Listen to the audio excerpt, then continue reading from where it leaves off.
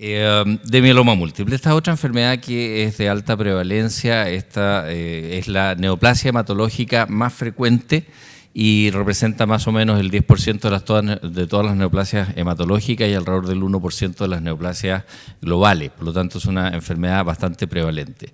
Hay que recordar, esto lo saben todos muy bien, que pertenece a este capítulo de las gamapatías monoclonales, que en realidad son un espectro grande y que el mieloma es el espectro tumoral maligno hecho y derecho y que produce morbilidad y mortalidad.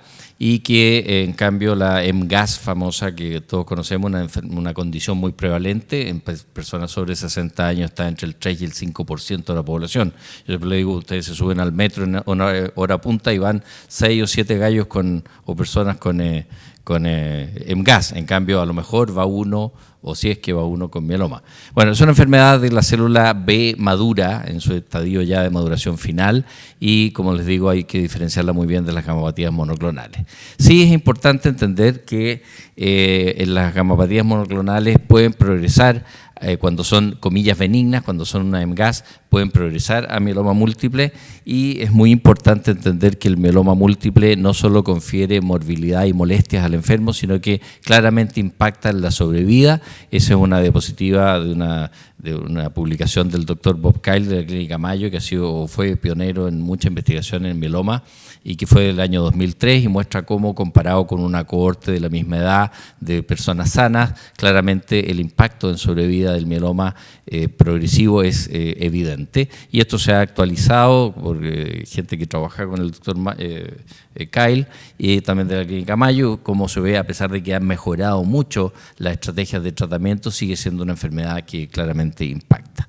Ahora, recién hablábamos en leucemias que son enfermedades en que los drivers genómicos son muy múltiples y muchas veces mezclados, y es muy interesante que en mieloma no solo es eso cierto, sino que además no hay un patrón, ni siquiera una guía central de patrón característico. Hay claramente alteraciones que tienen que ver con la modulación de IGH como etapas iniciales y después con genes que tienen que ver con proliferación celular, como MYC y otros.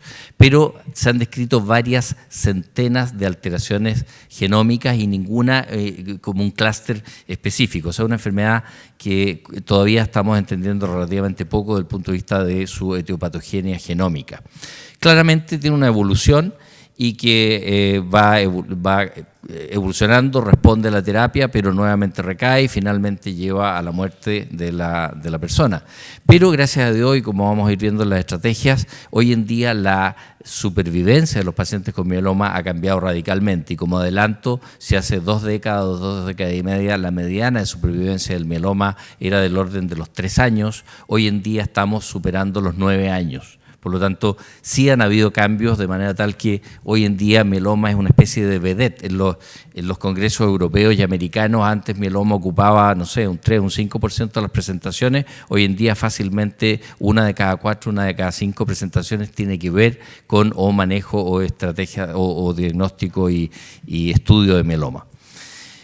Bueno, con respecto a las terapias han cambiado mucho, un poquito parecido a la línea de tiempo que mostró el doctor Ernst en linfoma. La parte de la izquierda tiene que ver con fármacos habituales, como drogas quimioterápicas de esas que botan el pelo y que hacen sentir mal, etcétera. Sin embargo, en el último tiempo han aparecido drogas ya biológicamente dirigidas. Y entre medio un tema importante, que es la aparición del trasplante autólogo, o esto que llamamos mejor quimioterapia de alta intensidad con rescate hematopoyético. Le doy muy duro al enfermo, pero para que no se muera, lo rescato con células de él mismo.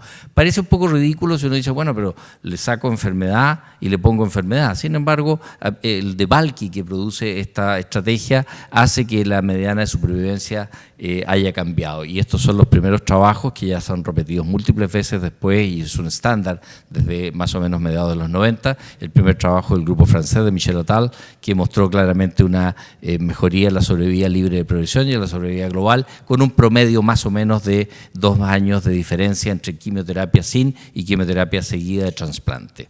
Por lo tanto, el trasplante sigue siendo una estrategia y, tal como decía el doctor Ernst, a lo mejor más adelante vamos a dejar de hacerlo. El doctor Jesús San Miguel, que es catedrático en la Universidad de Navarra, antes lo era en la Universidad de Salamanca, y que es el presidente de la Sociedad Internacional de Mieloma, siempre decía, no, el trasplante hay que seguir haciéndolo porque es lo único que ha demostrado una mejor sobrevida. Y ahora dice, bueno, mira, lo que pasa es que el trasplante te evita tratar por mucho tiempo al enfermo, pero más adelante probablemente el trasplante va a dejar de tener lugar o lo va a tener en un subset más pequeño de pacientes, porque han ido mejorando las estrategias. Pero por ahora sigue siendo importante y esta es una humilde publicación de nuestro grupo, pero que es interesante con la estrategia de trasplante en mieloma en muchos años, y estas son las experiencias del trasplante autólogo de nuestro grupo, pues esas son las curvas en general que ustedes pueden ver, y muy interesante porque también recién hablábamos del tema de las edades en los pacientes con trasplante.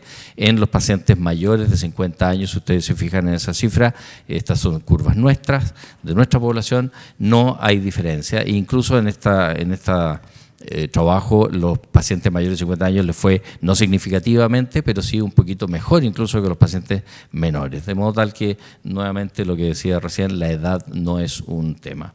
Y quería permitirme mostrarles este trabajo que nos da gran orgullo, porque esto lo lideró el doctor Sarmiento, que se dedica esencialmente al trasplante en nuestro grupo, y que mostró diseñó, semidiseñó, esto es algo que hacían en alguna medida el grupo mexicano, que era hacer un trasplante sin criopreservación, es decir, tomamos la médula del enfermo después de que está en buena respuesta por quimioterapia, y en vez de congelarla en nitrógeno líquido con todo el proceso que eso significa, y que con el uso de algunos fármacos para mantener la célula viva, pero que tienen alta tasa de morbilidad posterior, era hacerlo guardándolo igual que las plaquetas en un refrigerador a cierta temperatura, sin congelarlo, y después colocárselo al paciente. Y este trabajo mostró que había mucho menos morbilidad en los pacientes que no se hacía la criopreservación versus los que se hacía, y que las tasas de recuperación medular, etcétera, eran muy buenas. Y de hecho, si ustedes se fijan,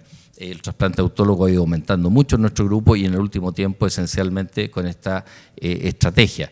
Y lo interesante es que o lo que nos da orgullo es que este trabajo fue publicado y elegido dentro de los 10 trabajos mejores del año pasado en Bone Marrow Transplantation, que es la revista más importante de trasplante en el mundo, y la editorial del número en el que fue publicado fue dedicada a este trabajo. Así que, aunque no está aquí el doctor Sarmiento, lo felicito, y es trabajo que es válido y que probablemente le da un puntapié más importante a la estrategia de trasplante en nuestro país. Esto abarata muchísimo los costos del trasplante.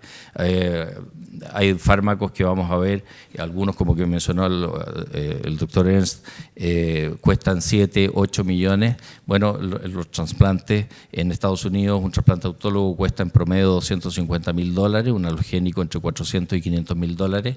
En nuestras manos, un trasplante alogénico cuesta en promedio 50, y un autólogo costaba entre 20 y 30, y hoy en día está más bien entre 10 y 15. O sea, 2 meses de tratamiento con muchos de los fármacos que estamos usando hoy en día en oncología. Interesante punto y tenerlo en consideración. Bueno, pero aparecen los biológicos, o aparecen estrategias ya biológicamente dirigidas. Las dos que son pivotales en mieloma son las que están al lado izquierdo, el bortezomib y la talidomida, y luego la lenalidomida. El bortezomib lo conocen probablemente ustedes, es un inhibidor de proteasoma, este organelo celular que hace que se liberen ciertas moléculas como el factor nuclear kappa B, que al migrar del citoplasma al núcleo produce una serie de cosillas que hacen que la célula plasmática se vuelva más agresiva y prolifere más.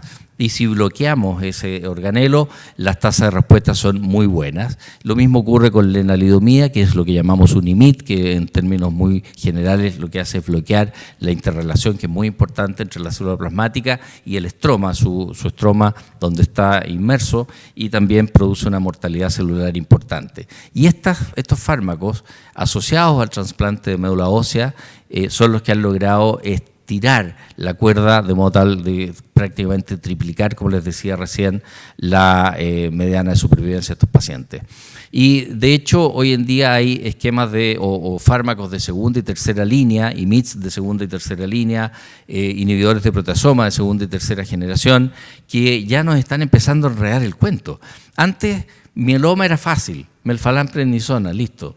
Después BAD, que no pareció mucha cosa. Después apareció el trasplante, bien. Y ahora, churra, tenemos 15 fármacos o no, 12 fármacos y ya cuesta con qué empiezo. Por ejemplo, los grupos americanos son muy amigos de empezar con carfilzomib, un inhibidor de proteasoma avanzado, junto con, por ejemplo, lenalidomida.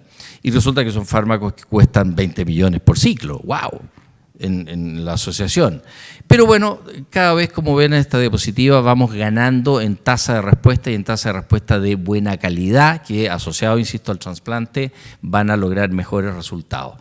En Chile, a nivel público, se usa mucho lo que está ahí con las flechas, el CTD, que es talidomida, ciclofosfamida y dexametasona, o sea, no los fármacos modernos. Está haciendo la gente del sistema público un esfuerzo grande por lograr que se financien esto. Ustedes saben que acaba de ser aprobado para entrar al auge los mielomas. No sabemos, eso sí, la canasta. Es divertido este país porque se aprueba y después se hace la canasta. No es al revés. Bueno, en fin, eso es un comentario político interesante. Y nosotros usamos mucho la combinación de bortezomib, ciclofosfamida, dexametasona, pero bueno, hay distintas combinaciones que logran, como ustedes pueden ver ahí, tasas de respuesta global y respuesta de buena calidad, bastante buena. Y la estrategia entonces hoy en día es inducir con la respuesta, por lo menos lograr lo que llamamos una very good partial response, con algunos de estos esquemas y después seguir con un trasplante de médula ósea. Pero después tenemos que seguir con el enfermo y sabemos que estos enfermos recaen. Hay ciertas estrategias que previenen o postergan la recaída y es lo que llamamos terapia de mantenimiento, que hay varias alternativas que uno puede usar, pero también los pacientes recaen. El mieloma sigue siendo una enfermedad mayoritariamente no curable. El trasplante alogénico podría curar un subgrupo de pacientes muy bien seleccionados, pero en general es una enfermedad que hemos logrado cronificar un poco más que lo que ocurría antes, pero sigue siendo una enfermedad en la mayoría mortal. Y este gráfico, que también es bastante pesado, muestra una serie de fármacos, algunos antiguos como los alquilantes clásicos, otros que ya usamos desde hace rato como, insisto, los inhibidores de proteasoma o los IMiDs, pero también una serie de otros targets posibles que podemos usar en terapia biológica. Y así como en linfoma el doctor Ernst mostró una serie de targets que podían ser y anticuerpos que están desarrollados o desarrollándose y que son muy interesantes de cara al futuro, en mieloma también, y hay distintos monoclonales que pueden colaborar con esto, manteniendo o teniendo funciones también, como decía el doctor Ernst, no solo de un solo tipo, como por ejemplo la cascada del complemento del rituximab, sino que además modulando la respuesta de células efectoras. Y voy a dar como ejemplo uno solo, esta es una diapositiva que ya mostró el doctor Ernst y que es válida para daratumumab, uno de los anticuerpos que fue el primero aprobado junto con el elotuzumab por la FDA para el uso en mieloma. Y esta molécula está dirigida contra el antígeno CD38, que está expresado en forma muy intensa en mieloma múltiple y que muestra también un cúmulo de funciones porque activa a los macrófagos para que destruyan a la célula, activa la respuesta celular mediante NK, activa también algunas señales directas y además activa la cascada del complemento, o sea, ataca a la célula plasmática por varios lados. ¿Y cómo lo podemos ver como un ejemplo real? Este caso de una mujer de 56 años que debutó en la era un poquito más antigua con un síndrome nefrótico, tenía un mieloma, un síndrome nefrótico muy severo, y se trató con lo que en ese momento teníamos, que era VAD, vincristina, doxorubicina y dexametasona, una quimioterapia que podríamos llamar convencional, que fue, a comienzos de los 90 estaba de utilidad, no teníamos todavía algunos fármacos nuevos, junto a talidomida, y logró curiosamente una respuesta completa. Hay pacientes que responden a las cosas que son poco prevalentes, pero bueno, ella respondió muy bien y muy interesante, se mantuvo en diálisis, pero al año salió de diálisis, estando con remisión completa de su mieloma, una respuesta que estábamos todos muy contentos. Y ella decidió no hacerse un trasplante y probablemente le apuntó, porque estuvo alrededor de 6 años libre de enfermedad, que si hubiera recaído a 6 años después de un trasplante, todos diríamos, mira, te fue súper bien. Y entonces, bueno, ella recayó progresó el año 2015 y le dimos un esquema en ese momento ya un poquito más moderno con bortezomib entre los fármacos y logró una buena respuesta. No se quiso trasplantar de nuevo, siempre decía que sí cuando estaba con enfermedad activa y cuando ya estaba mejor decía no. Bueno, pero nuevamente 2 años más tarde recae. Y en ese momento recayó y volvió a tener falla renal y volvió a caer en diálisis y por lo tanto no podíamos usar lenalidomida, que se intentó en dosis muy bajas pero no lo toleró, se acumula en falla renal, y decidimos usar daratumumab. Esto es para que comparemos el estudio de médula por citometría de flujo del año 2015, que ustedes ven al lado izquierdo arriba, cómo las células plasmáticas tienen una configuración curiosa, porque hay coexpresadas, o mejor dicho, coexistiendo células plasmáticas normales, que son las que están en verde, que expresan CD19 y no CD56 y son policlonales, junto con células plasmáticas patológicas clonales, que son CD19 negativo y 56 positivo y tienen la inmunoglobulina clonal.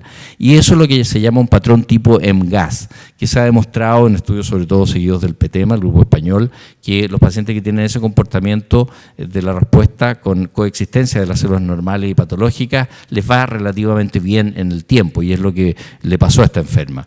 Pero después, cuando recae con solo células tumorales. Ahí tienen ustedes un grueso de células plasmáticas que son todas CD56 positivo, CD19 negativo, son todas clonales. Y entonces, como estas células, insisto, expresan en forma muy intensa el CD38, lo ven ustedes en el esquema de arriba a la derecha, entonces son susceptibles de que este anticuerpo de daratumumab se pegue a ellas y active todas las cascadas que hablé de daño celular y entonces responda. Y este es el estudio después del primer mes de daratumumab. Esta es una droga muy interesante que actúa muy rápido y ustedes ven cómo el 100% de las células, que en este caso eran alrededor de un 0.6% de células plasmáticas de la celularidad global, son el 100% normales. O sea, esta paciente logró una respuesta completa con un ciclo de 4 dosis de daratumumab.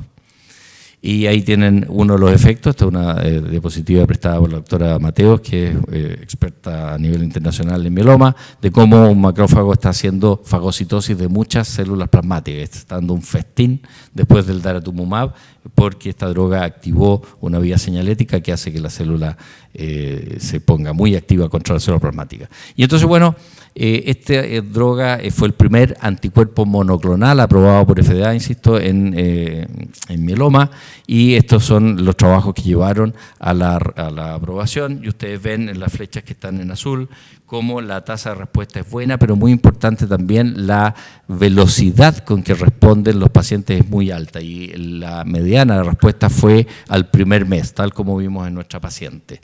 Esto lo pongo así para que nos entretengamos un poco, algo lúdico un ratito. Ese Zeus, si les gusta la mitología griega, no es que yo sea experto ni nada, pero encuentro entretenido esto, van a ver por qué. Ese Zeus, y Zeus era un tipo caído al cariño, era cariñoso el hombre, o el dios, ¿no? Y entonces tenía uniones con una serie de personajes divinos y humanos, y dentro de ellos estuvo coqueteándole a Leda, y Leda le gustaban los cisnes. Esta cuestión es más aberrante que los tres enanos, pero bueno, le gustaban los cisnes, y entonces a Zeus no lo miraba. Entonces Zeus no halló nada más entretenido que transformarse en cisne y seducirla. Una cosa curiosa el método, pero bueno. Y de esta unión aparecieron varios personajes, y uno fueron los gemelos oscuros, que se llaman los dioscuros, que son Castor y Pollux. Y lo divertido es que nacieron de un huevo, y son gemelos, pero nacieron de huevos distintos.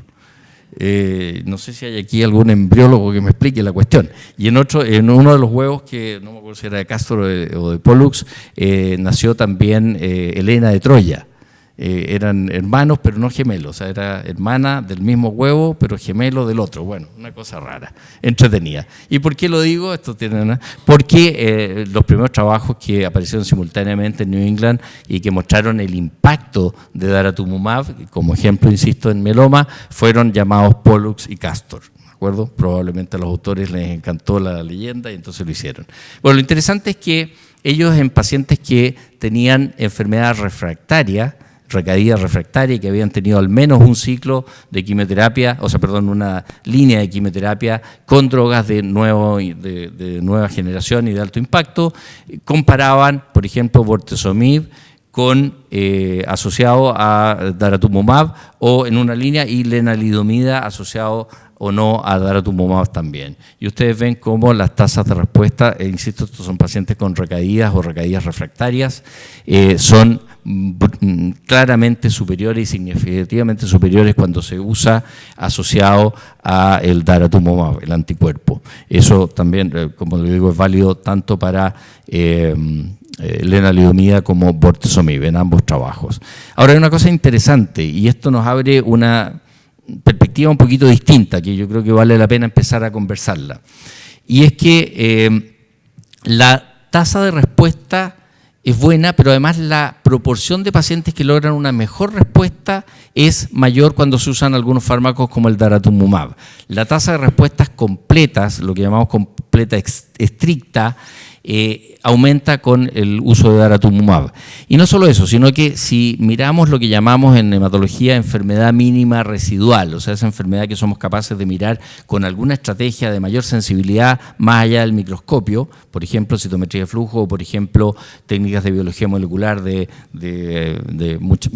más modernas, vemos cómo los pacientes que tienen una enfermedad residual negativa, por ejemplo, un nivel de sensibilidad de 10 a la menos 5, si ustedes miran las cifras del gráfico de la derecha, son extremadamente buenas. O sea, a esos enfermos les va muy bien. Es cierto que el estudio no tiene una longevidad todavía muy grande, pero si ustedes se fijan, la curva va en sobre el 90-95%. O sea, son enfermos que particularmente les va bien. Ahora, les va bien independiente de con qué lograron la enfermedad mínima residual. Si con lenalidomida, si con bortezomib o con lo que sea. La diferencia es que con daratumumab, como ejemplo, logran una mayor proporción de esos pacientes que logran enfermedad mínima residual. Entonces, es interesante porque más profunda la respuesta, mejor los resultados en el tiempo. Bueno, hoy en día esto ha causado mucho impacto y hay una serie de estrategias que se están diseñando. Ustedes ven ahí, la lista es larga y todavía está bastante en pañales, pero hay estrategias nuevas de terapia biológicamente dirigida que probablemente van a cambiar el concepto de no curabilidad del mieloma, o por lo menos de curabilidad práctica, es decir, los enfermos van a vivir muchísimo más, como en el VIH, como en la diabetes, como en muchas enfermedades que han logrado cambiar. Y muy importante, porque, y esto es un paradigma que probablemente va a haber que romper a la luz de toda esta información nueva. Hay muchas enfermedades en hematología que uno las trata cuando progresan. Por ejemplo, la leucemia linfática crónica, por ejemplo, el mieloma múltiple. Si un paciente es un mieloma estadio 1, quiescente, no progresivo, asintomático, lo miramos. Bueno, el grupo español se atrevió a hacer algo que nadie había hecho. En pacientes con mieloma smoldering, dijo, a ver, ¿y si lo trato más precoz? ¿Cómo me irá? Y entonces lo empezó a tratar con lenalidomida y dexametasona, drogas orales bien toleradas en general, con un perfil de toxicidad muy bajo. Y entonces vio que el grupo de tratamiento, como ustedes ven ahí a la izquierda, le fue muchísimo mejor en la tasa de evolución a un mieloma overt, a un mieloma clínicamente evidente. Y esto en el seguimiento de 40 meses se mantuvo en el seguimiento de 75 meses. Entonces, ¿cuál es el paradigma que hay que cambiar? ¿No será que a lo mejor tenemos que empezar a tratar a los enfermos más potentemente, más precoz, con estos fármacos nuevos, con estas estrategias nuevas? Porque a lo mejor vamos a lograr más tasa. Piensen ustedes, si partimos con un enfermo que tiene mucho menos enfermedad, es probablemente más fácil, aunque todavía sea en términos teóricos, llegar a una enfermedad mínima residual negativa. Y a lo mejor ese enfermo se va a curar, o a lo mejor no se va a curar, pero va a vivir 20 años. Y yo creo que con estrategias de este tipo ya este salto, que es de 3 a 9 años de mediana, probablemente va a llegar a 14, 15 o 20.